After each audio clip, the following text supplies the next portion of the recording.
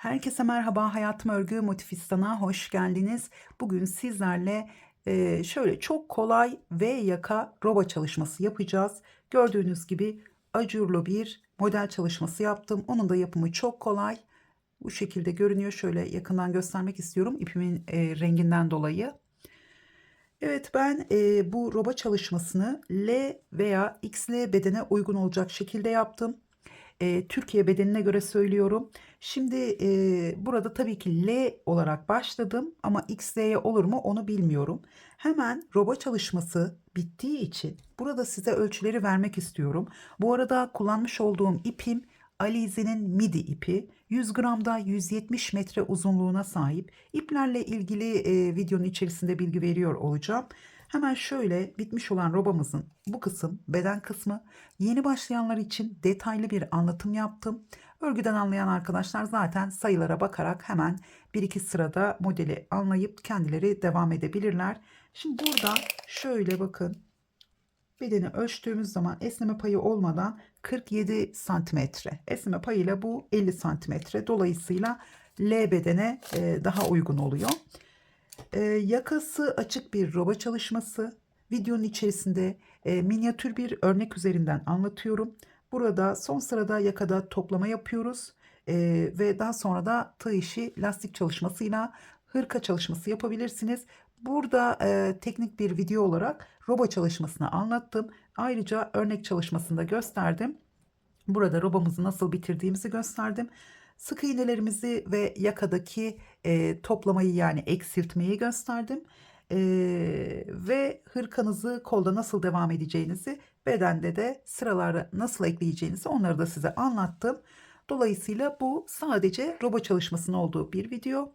İleride bu hırkayla bu robayla bir hırka çalışması yaparsam onun da videosunu shorts video olarak ya da kısa bir video olarak sizlerle paylaşacağım.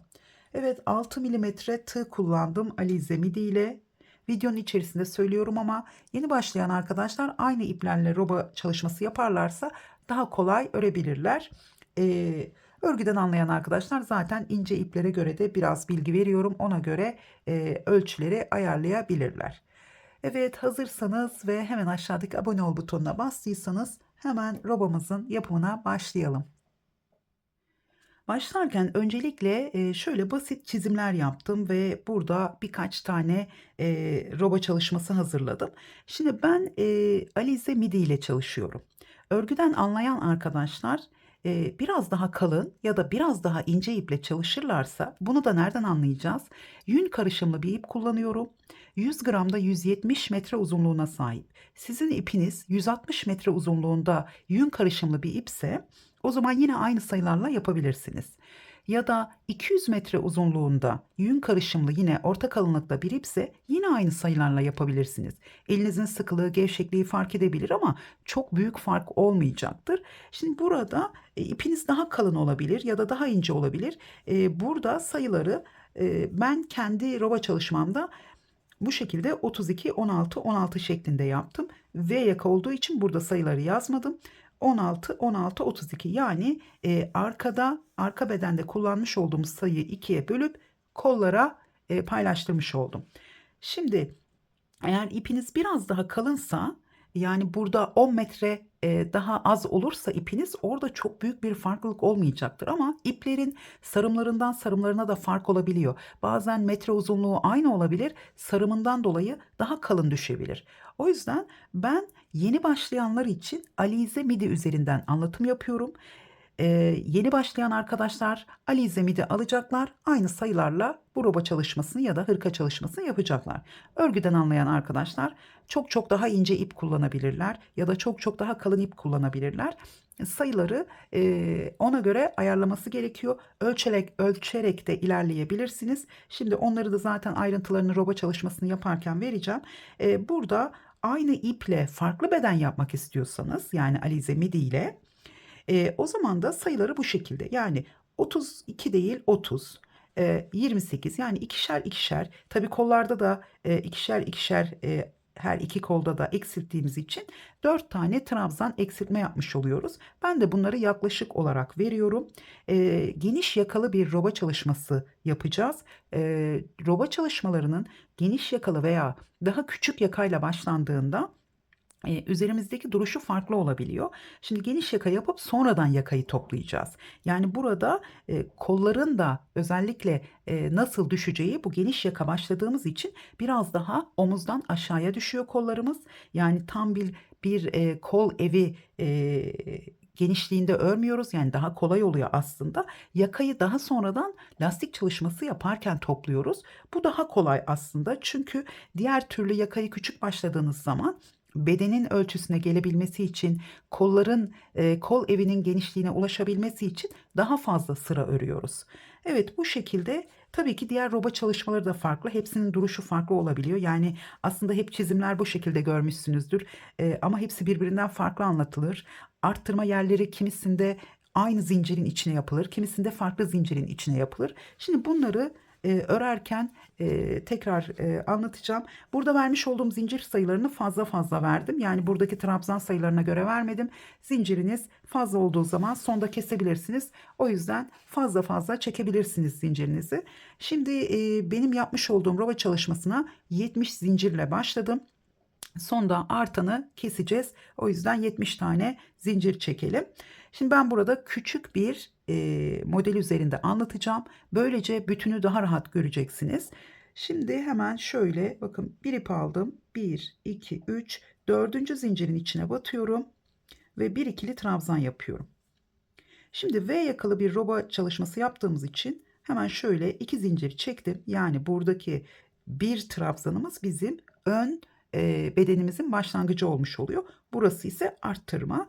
2 zincir çektim. Hemen aynı zincirin içine bir ikili trabzan yaptım. Şimdi burada bu trabzanı saymadan, bu bizim arttırma trabzanımız. Bunu saymadan benim yapmış olduğum, şöyle koyacağım hemen, sizler de burada görebilirsiniz. Yapmış olduğum robaya göre 16 tane ikili trabzan yapıyorsunuz. Ben burada 5 tane yapacağım. Sizler 16 tane yapacaksınız. Dediğim gibi ben Alize Midi ile large ya da X large, yani large oluyor. Çok güzel dökümlü ama X large'a gelir mi bilmiyorum. Onu bittikten sonra ancak anlaşılabilir. O yüzden large da X large da yapabilir. Zaten yakası çok geniş olduğu için X large da Alize Midi ile aynı şekilde başlayabilir. Çünkü burada kol evinin, yani sıra sayıları fark edecek. Yakanın genişliğinde farklılık olmayacak. Evet, şimdi ben yapmış olduğum sayıya göre veriyorum. Buraları sizlere örnek olsun diye çizdim. Evet, ben 5 tane yapacağım. 5 tane ikili trabzan yapıyorum. Sizler de şu yapmış olduğumuz, aynı zincirin içine yapmış olduğumuz trabzanı saymadan 16 tane ikili trabzan yapıyorsunuz. Hemen şöyle 2, 4 ve beşincisi. Evet, zincirimizden sonra toplamda 6 tane olmuş oldu. Şöyle 5 tane. Sizin de bu şekilde bu trabzanı saymadan 16 tane ikili trabzanınız olacak. Tekrar 2 zincir çektim. Aynı zincirin içine yine bir arttırma trabzanı yapıyorum.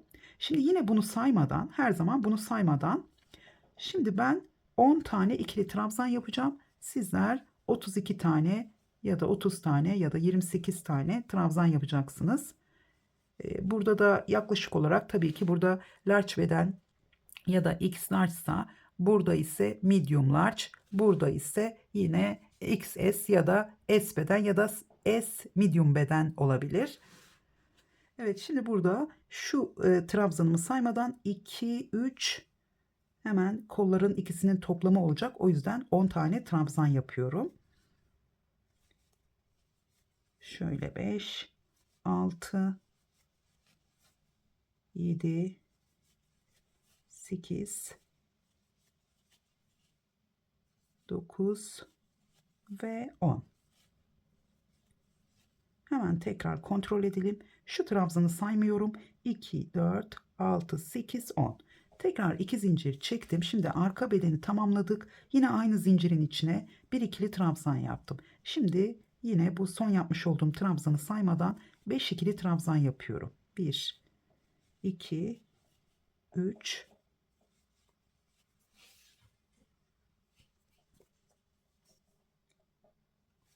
Şöyle 4 ve 5. Şimdi tekrar başlangıçta yapmış olduğumuz gibi 2 zincir, aynı zincirin içine bir ikili trabzan. Şimdi benim bir tane zincirim arttı burada. Bir tane de bu ön bedene ait olan trabzanı yaptım. Şimdi ipiniz ince ise 2 sıra arttırma yapıp bir sıra arttırma yapmadan ya da 3 sıra arttırma yapıp bir sıra arttırma yapmadan devam edebilirsiniz. İpiniz kalınsa her sırada arttırma yapabilirsiniz. Ama ben 4 sıra ördüm, sonra bir sıra arttırma yapmadım. Her 4 sırada, çünkü 13 sırayla tamamladım robamı. Şimdi 3 zincir çektim ve döndüm. Tekrar hatırlatacağım. Hemen şimdi arttırmayla öncelikle başlayalım. İlk trabzanın üzerine zincirle beraber 2 tane trabzanımız olmuş oldu. Burada başlangıçta 3 tane trabzanımız oldu. Evet, 2 zincir boşluğuna bir ikili trabzan, 2 zincir, tekrar bir ikili trabzan. 3 sıra olduktan sonra model kurulumuna başlayacağım. Tekrar sıradan devam ediyorum artık. Boşlukların içine bir ikili trabzan, 2 zincir, tekrar bir ikili trabzan. Sıradan devam ediyorum aradaki trabzanlara. Tekrar şimdi arka bedenin olduğu yere geldim. Yine boşluğun içine bir ikili trabzan, 2 zincir, tekrar bir ikili trabzan. Bu şekilde sırayı tamamlıyoruz. Buraya geldiğimiz zaman yine aynı şekilde bir ikili trabzan, 2 zincir, bir ikili trabzan. Sona geldiğimiz zaman burada bakın yine 2 zincir boşluğumuz var. Bir ikili trabzan, 2 zincir, bir ikili trabzan. En son trabzanın üzerinde de yine birlikte arttırmamızı yapalım.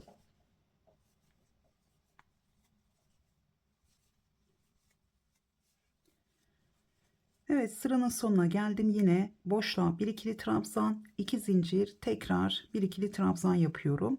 Şimdi burada 2 tane trabzanımız var. İlkin üzerine bir tane yapıyorum ve sonuncusunun üzerine 2 tane ikili trabzan yapacağız. Şöyle burada zincirimiz gizlenmiş olabilir. Hemen ilkinin üzerine yapalım. Şöyle. Evet, bu birincisi ve ikincisi. Toplamda burada 4 tane arttırmamızla birlikte 4 tane trabzanımız oldu. Tekrar 1, 2, 3 zincir. Bu zincirlerimizin özellikle sonuncusunu biraz gevşek çekelim. Daha sonra batması daha kolay olur. Şimdi yine arttırma yapıyorum. Hemen ilkin üzerine bir ikili trabzan yaptım. Ve sıradan devam ediyorum. Şimdi bu üçüncü sırayı tamamlayalım. Daha sonra hemen aradaki modelimizi göstereceğim. 3 sıra yaptıktan sonra başladım ben. Sizler 3 sıra yaptıktan sonra, çünkü buradaki özellikle ön bedendeki trabzanların artması için isterseniz 2 sırada bir de modeli tekrar edebilirsiniz, ama başlangıçta böyle 3 sıra yaparsanız daha iyi olur. Çünkü modeli sayılara göre kurmadım. Onu da hemen yaparken göstereceğim. Burada artık boşlukları yine aynı şekilde bir ikili trabzan, 2 zincir, bir ikili trabzan, trabzanların üzerine trabzan yapıyoruz. Sırayı tamamlayınca sonda yine arttırma yapacağız bir tane.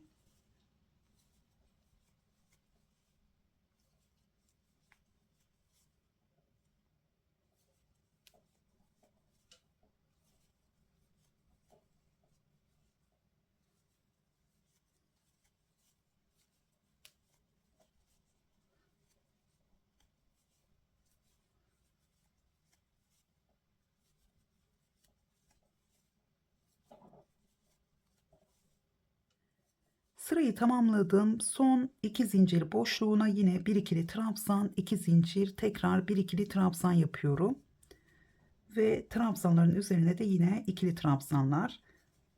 Hemen şöyle sonda bir tane arttırma yapacağız. Şöyle son trabzanın üzerine de 2 tane yapıyorum. Şöyle ikincisi. Şimdi hemen şöyle bakalım. Şimdi biraz önce söylediğim gibi şöyle hemen robamızı düzeltelim. Evet. Şimdi benim robam küçük olduğu için, sayılar küçük olduğu için, gördüğünüz gibi buradaki V yakamız hemen birleşti. Yani burada biraz açıklık kalması gerekiyor. Çünkü daha sonra lastik çalışmasıyla burayı tamamlıyoruz. Çünkü tam birleşme olduğu zaman iki taraftan da lastik çalışması yaptığımız zaman yani lastikler biraz üst üste gelebilir. Daha güzel olur hatta. Ama tamamı üst üste gelirse o zaman o kadar çok düzgün durmaz. O yüzden lastik 5 santimetre ise 2 santimetreli 2 santimetresi üst üste gelmesi daha güzel durur. O yüzden şöyle bakın burada ortada 4 tane trabzanınız kalacak şekilde bu V yakayı yaparken bu şekilde arttırmalara devam edeceksiniz. Şimdi 4. sırada model kurulumuyla devam edeceğiz. Ben arttırma yapmaya devam etmeyeceğim. Çünkü burası yeterli oldu. Ya da bir kez daha arttırma yapabiliriz. Bir kez daha yapalım. Şimdi burada ince iplerle örerken her sırada arttırma yaparsanız çünkü ince iple ördüğünüz zaman buradaki sıra sayısı yani şu robaların şu kısımlar bizim kollarımız. Buraları birleştireceğiz. Bu kısımları birleştirene kadar daha fazla sıra örmemiz gerekiyor ince iplerle. İnce iplerde 100 gramda 250 metre, 280 metre bu şekilde iplerden bahsediyorum.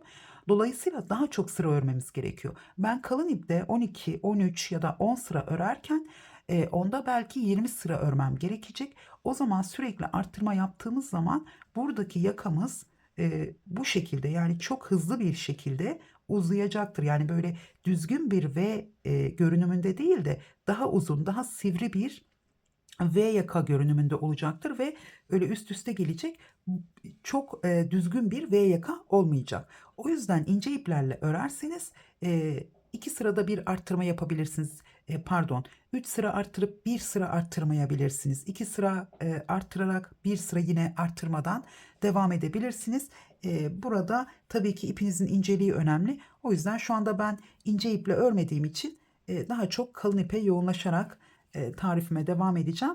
Evet, sonda arttırmamı yaptım. Şimdi 1, 2, 3 zincir çektim. Hemen şöyle döndüm.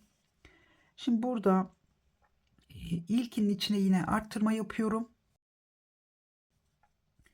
Şimdi modelimizi yaparak devam edeceğim. Bir tane trabzan atlıyorum. İkincisinin üzerine bir ikili trabzan yaptım. Şimdi modeli sayılara göre ilerletmiyorum. Zaten çift sayılarda düzgün düşüyor modelimiz. Nasıl denk gelirse o şekilde yapacağım. Hemen bu sırayı hepsini birlikte öreceğiz. O şekilde de görebilirsiniz. Şimdi burada bir tane trabzanımı yaptım. Şöyle tığımı arkadan geçirdim. Buradaki atlamış olduğum trabzanın üzerine battım.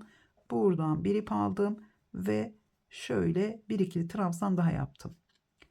Şimdi sizler isterseniz sadece trabzanlarla da devam edebilirsiniz. Evet, tekrar bir tane trabzana atlıyorum. Sıradakinin üzerine şöyle bir ikili trabzan yaptım. Bir ip aldım. Arkadan şöyle tığımı geçirdim. Atlamış olduğum trabzana battım. Buradan bir ip aldım ve bir ikili trabzan yaptım. Şimdi burada bir tane trabzanımız arttı. Sürekli sayılar arttığı için bu bölümdeki trabzan sayılarımız her zaman modeli yaptığımız sıralarda değişkenlik gösterebilir. Şimdi burada bir tane kaldı. Ben şöyle boşluğun içine bir tane ikili trabzan yaptım. Bir ip aldım. Hemen şöyle son kalan trabzan üzerinden de yine bir ikili trabzan yaptım. Burada 2 tane artmış olsaydı ve modelimizi boşluktan önce tamamlamış olsaydım 2 trabzan üzerinde, o zaman boşluğa sadece bir ikili trabzan, 2 zincir ve bir ikili trabzan yapacaktım.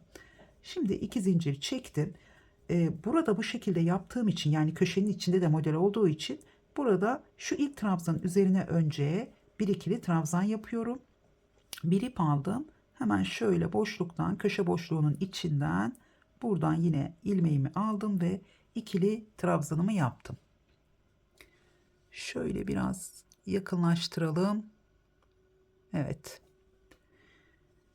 Evet, şimdi devam ediyorum. Diğer köşede nasıl denk gelecek onu da görelim. Yine bir trabzanı atlıyorum. Sıradakinin üzerine bir ikili trabzan yaptım. Yine geriye geldim. Bu şekilde tığımı geçirdim. Tekrar buradan battım ve buradan ilmeğimi çıkardım ve ikili trabzanımı yaptım. Tekrar bir atladım, diğerinin üzerine bir ikili trabzan, geriye geldim, bu şekilde battım, buradan çıkardım. Yani şunu şöyle öne yatırabilirsiniz ve bir ikili trabzan daha yaptım. Şimdi biraz daha hızlı yapacağım artık.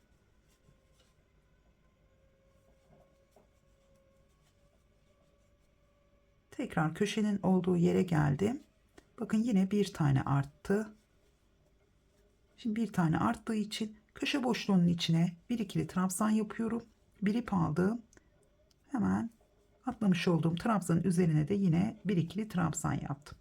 2 zincir. Şimdi buradan devam ederken ilk önce trabzanın üzerine bir ikili trabzan. Tekrar bir ip aldım. Buradan boşluğun içine batıyorum. Buradan yine şöyle trabzanımı öne yatırabilirsiniz. Ve bir ikili trabzan daha yaptım. Evet. Şimdi aynı şekilde devam edeceğim. Diğer köşe boşluğumuza geldiğimiz zaman nasıl denk geldiğine bakalım. Orada da hemen farklı şekilde gelirse trabzanımız, onu da göstereceğim.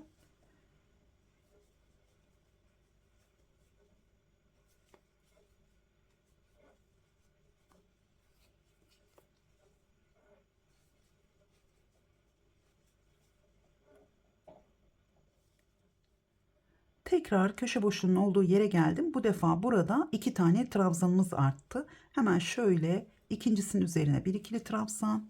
Tekrar buradan aldım ve ikinci ikili trabzanımı yaptım. Şimdi boşluğun içine bir ikili trabzan yapıyorum. 2 zincir. Tekrar boşluğun içine bir ikili trabzan. Şimdi devam ediyorum. Bir tane atlıyorum. Diğerinin üzerine bir ikili trabzan. Yani burada bu şekilde denk geldi. Hiç önemli değil. Bu fark edilmiyor ördükten sonra trabzanları, trabzanlı sıraları öreceğiz üzerine. Tekrar devam ediyorum.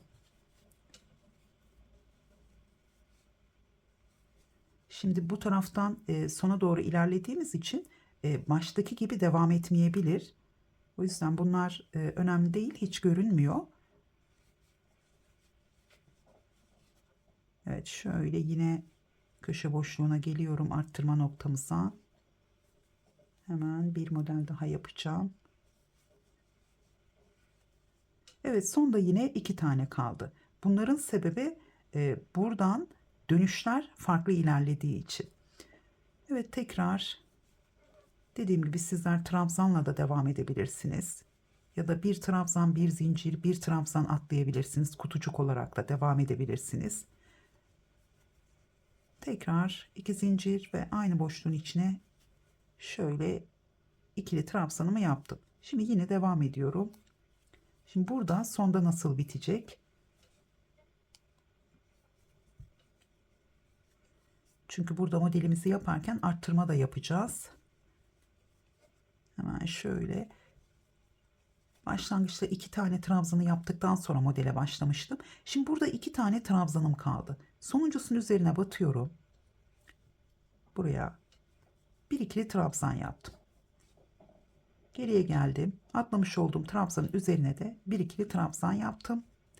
Şimdi arttırma yapacağım. Modelde nasıl arttırma yapıyoruz? Bu şekilde olduğu zaman, yani başlangıçta 2 tane ile başlamıştım.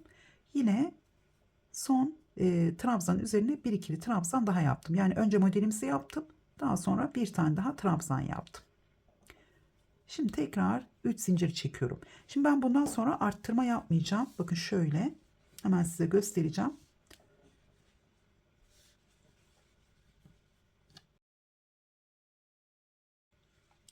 Şimdi gördüğünüz gibi birleşti. Bunun tam birleşmesini istemiyorum. Burada birkaç tane arada şöyle 3 tane 4 tane trabzanınız kalacak şekilde, hatta 5 tane de olabilir.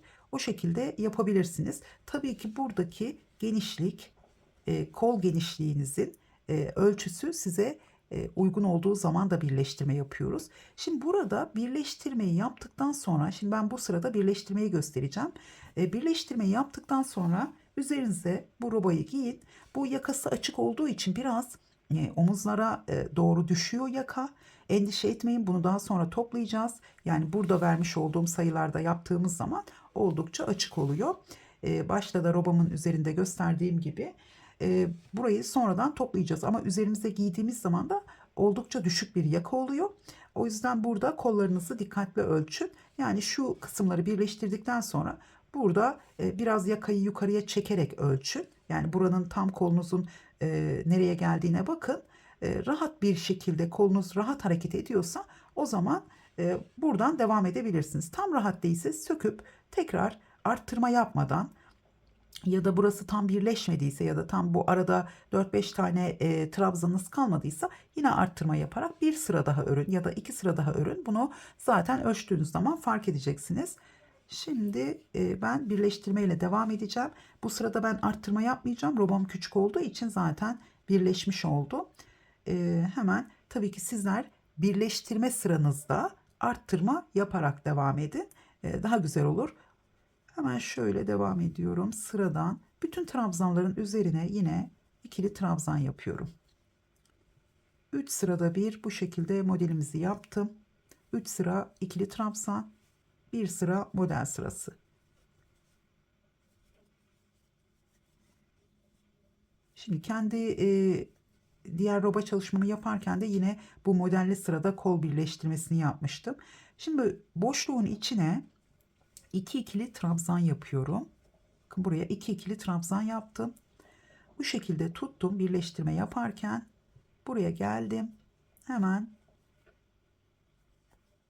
buraya da 2 ikili trabzan yapıyorum. Bunlar bedene dahil olmuş oluyor. Buradaki 2 ikili trabzan ön bedene, buradaki de arka bedene dahil olmuş oluyor. Biraz daha bedenlere pay vermiş oluyoruz bu şekilde. Evet, şimdi arka bedene devam ediyoruz. Trabzanların üzerinden şöyle bütün trabzanların üzerine yine ikili trabzanlar yapıyoruz. Şimdi istediğiniz modeli de bu şekilde yapabilirsiniz. Burada önemli olan başlangıç ve yakanın nasıl yapıldığı. Bu bir kalıp olmuş oluyor bizim için. Farklı modelleri yapabilirsiniz. Modellere yani tığ işi modellerde sayılara bakabilirsiniz. Çift sayı ya da tek sayılarda sayarak trabzanlarınızı ona göre buralarda farklı modelleri yerleştirebilirsiniz. Evet, şimdi ben tekrar birleştirme yerine geliyorum. Şöyle arka bedeni tamamlıyorum. Çok güzel küçük bir robamız oldu. Bu şekilde minyatür çalışmaları çok seviyorum. Daha net anlaşılır oluyor bence. Evet, şöyle bakın burada da hemen trabzanımız var. Bunları atlamayalım. Çapraz olduğu için burada trabzanlarımız. Şimdi tekrar boşluğun içine 2 ikili trabzan yapıyorum. Şimdi şöyle tuttum. Burası kolumuz. Şöyle yapıyorum. Boşluktan devam edeceğim. Hemen boşluğa geldim. Yine 2 ikili trabzan yapıyorum.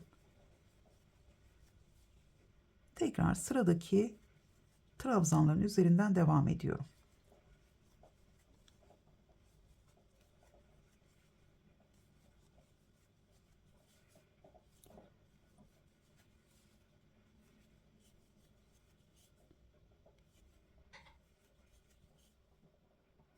Evet, şöyle son trabzanın üzerine de ben yine bir tane ikili trabzan yaptım. Şöyle hemen bakalım. Gördüğünüz gibi roba çalışmamızı tamamlamış olduk. Artık bundan sonra çok kolay ilerleyebilirsiniz. Şimdi bu şekilde yaptıktan sonra bunu üzerinize giyeceksiniz ve şu kol genişliğiniz rahat mı değil mi onu kontrol ettikten sonra artık hep sıralara bu şekilde devam edeceksiniz. Ön yüzde ve ters yüzde devam ederek tamamlayacaksınız. Şimdi burada hemen ipimi keseceğim. Size sadece yakada toplamayı göstereceğim. Şöyle bir zincir çekiyorum. Hatta şu şekilde de şöyle terse çevireceğim. Kenarda da göstereceğim. Lastik çalışmasını göstermeyeceğim çünkü tığ işi lastiği. Burada yakayı nasıl toparladığımızı göstereceğim.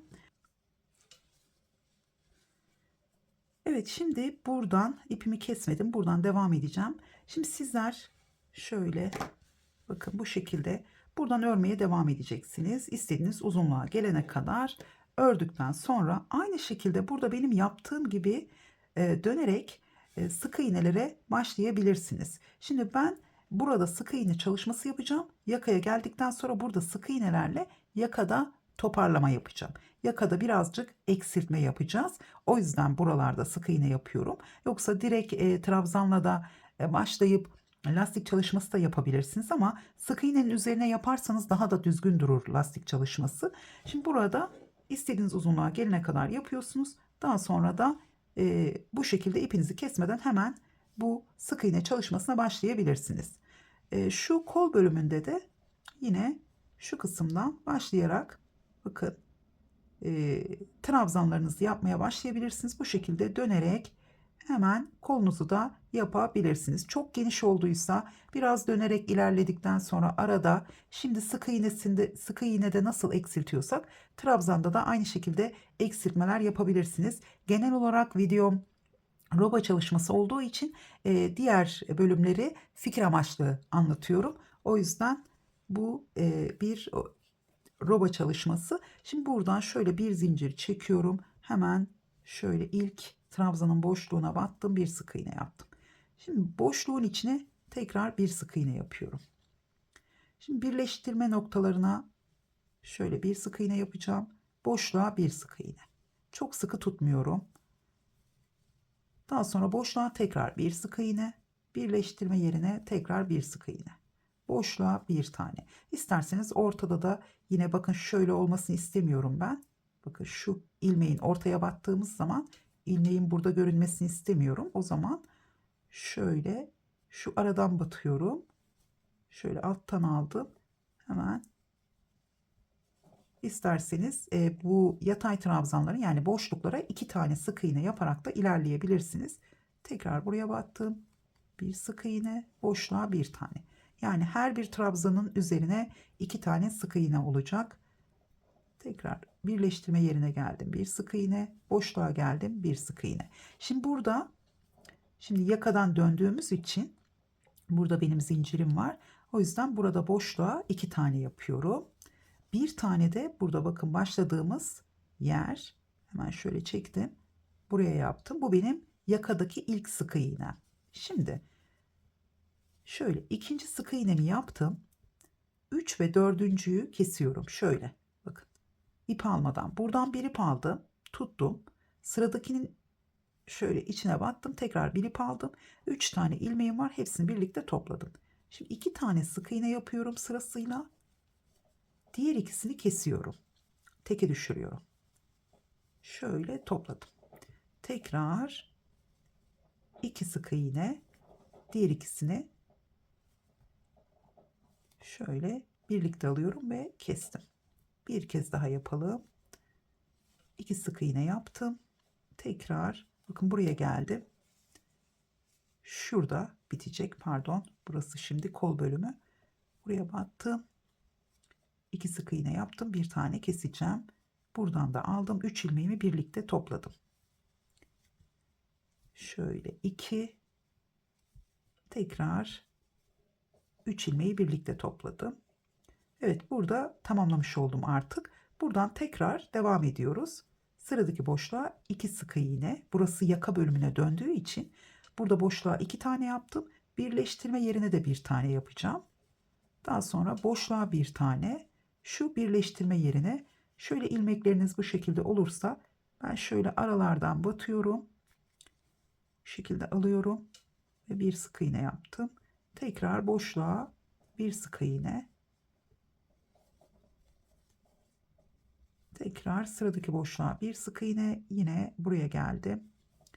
Şöyle bir sık iğne, tekrar geldim. Son boşluğa bir sık iğne yaptım. Şurası çok düzgün olmadı. Şimdi şöyle boşluğa 2 tane yapacağım. Son boşluğa bir sık iğne yaptım. Şimdi bu aslında böyle açıldı. Bu bizim trabzanımız. Dolayısıyla şurada bakın boşluğa bir tane yaptım.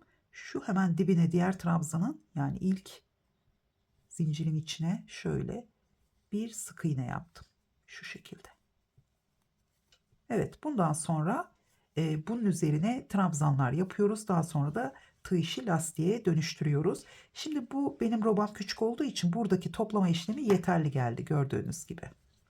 Yeterli geldi ama dilerseniz şöyle hemen kendi robamın üstünde göstereceğim.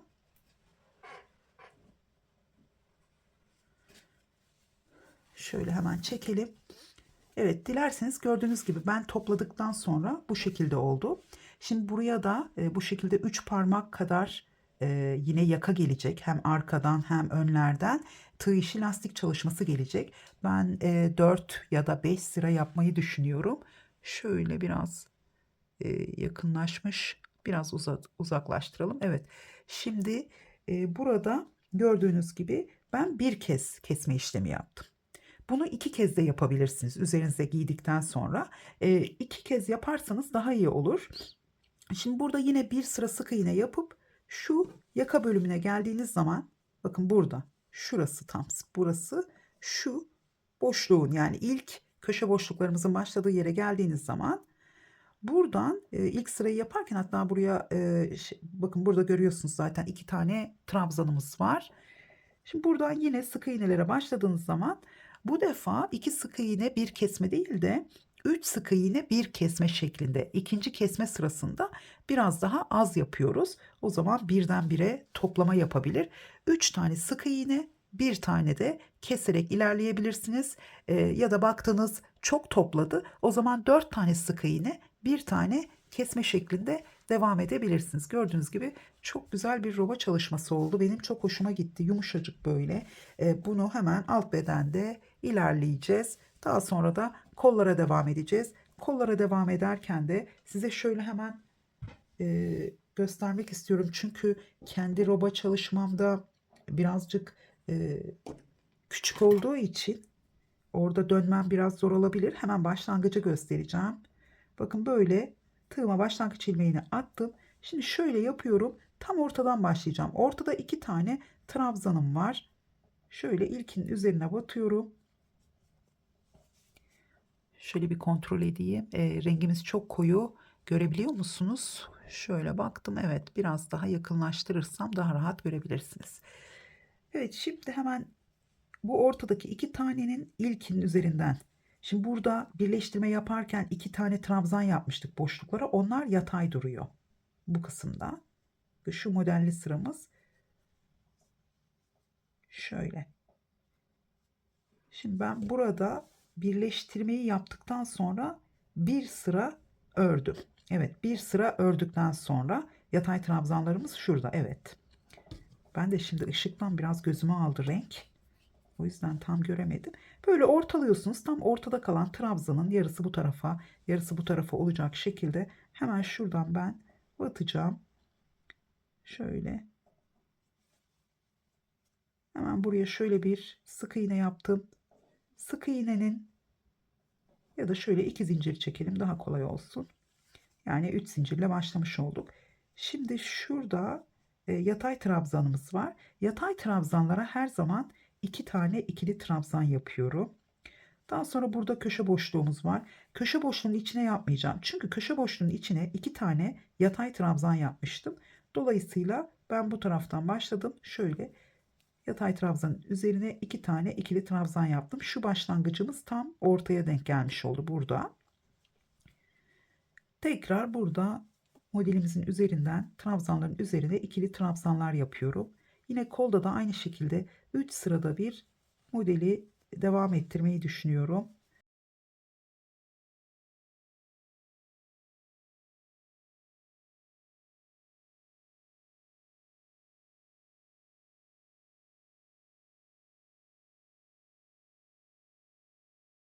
Bu şekilde devam ediyoruz. Şimdi etrafından dönüp geldiğimiz zaman buraya kadar artık devam etmeyeceğim. Buraya geldiğimiz zaman bakın buradaki köşe boşluğuna trabzan yapmadım. Şurada yatay trabzanımız var. Buraya 2 tane yapıyorum. Bir de şurada ortada bakın 2 tane var. İlkin üzerine yaptım. Bunlar ters olduğu için biraz şöyle ortadan batabilirsiniz. Bir tane de buraya trabzan yapıp buraya hemen kaydırmayla bağlayıp ilmeğinizi çıkartıp tekrar 3 zincir çekerek sıraya devam edebilirsiniz. Evet, şimdi ben şöyle sökeceğim bunu artık. Evet, yakamızı da gösterdik. Daha sonra tığ işi lastik çalışması yapabilirsiniz. Bunu da bilmeyen arkadaşlar YouTube'da videolarına bakabilirsiniz. Ben ileride bu roba çalışmasıyla bir hırka çalışması yaparsam onu da shorts video olarak yayınlayacağım. Çünkü burada yeni arkadaşlar da şuradan çok güzel sıralara devam ederek sonlandırabilir. Sadece burada tığ işi lastik çalışmasını anlatmadım. O da zaten birçok videosu var. Diğer arkadaşlardan da izleyebilirsiniz. Evet, robamızın yapımı bu kadar. Umarım beğenmişsinizdir. Beğendiyseniz beğen butonuna basmayı ve bana küçük bir kalp göndermeyi unutmayın. Tekrar görüşünceye kadar hoşça kalın.